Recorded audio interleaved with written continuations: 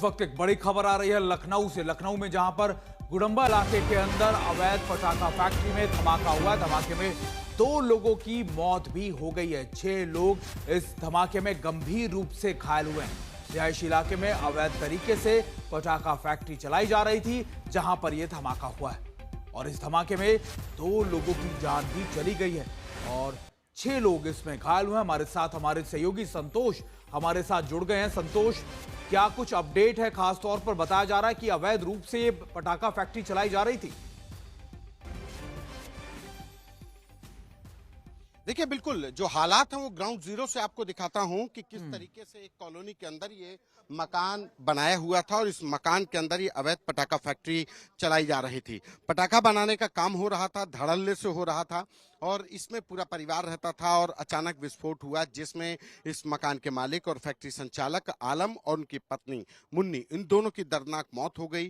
जो परिवार का एक बेटा है वो सिर्फ घर में मौजूद था, वो घायल है और बाकी जो लड़के हैं वो बाहर थे। लेकिन धमाका इतना बड़ा था, इतना ज्यादा असरदार था कि आसपास के घर तक क्षतिग्रस्त हो गए हैं। जो आप देखिए कि चारों तरफ आपको जो घर दिखाई पड़ रहे हैं, ये घर बिल्कुल बगल में ही है। मुश्किल से 10 मीटर की दूरी पर ये घर था, इसके परखच्चे उड़ गए। घर के अंदर जो फ्रिज रखा था उसके परखच्चे उड़ गए। जो तमाम चीजें गृहस्थी की वो छिटक कर बाहर आ गई हैं। करीब 10 मीटर छोड़ करके घर से बाहर आ गई। इतना भयानक विस्फोट था।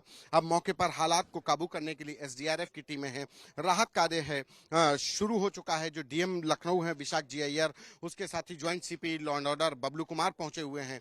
उनका कहना है कि हम राहत कार्य कर रहे हैं। लेकिन इस रिहायशी इलाके में कैसे ही अवैध फैक्ट्री चल रही थी और अवैध फैक्ट्री चल रही थी तो लोगों की नजर क्यों नहीं गई, प्रशासन की नजर क्यों नहीं गई, इस पर अभी जांच कहा जा रहा है कि की जाएगी। जांच करेंगे कि ये आखिर ये कैसे चल रही थी एक रिहायशी इलाके में। लेकिन जिस तरीके से दीपावली का पर्व नजदीक आ गया, इस तरीके की घटनाएं लगातार होती रही हैं उत्तर प्रदेश में और अगर राजधानी लखनऊ में इस तरह की घटनाएं हो तो अपने आप में सवाल खड़े होते हैं। बिल्कुल संतोष, सवाल इसी बात का खड़ा होता है कि आखिरकार कैसे प्रशासन की नाक के नीचे ठीक ये अवैध फैक्ट्री चलती रही और प्रशासन को इसकी भनक तक नहीं लगी।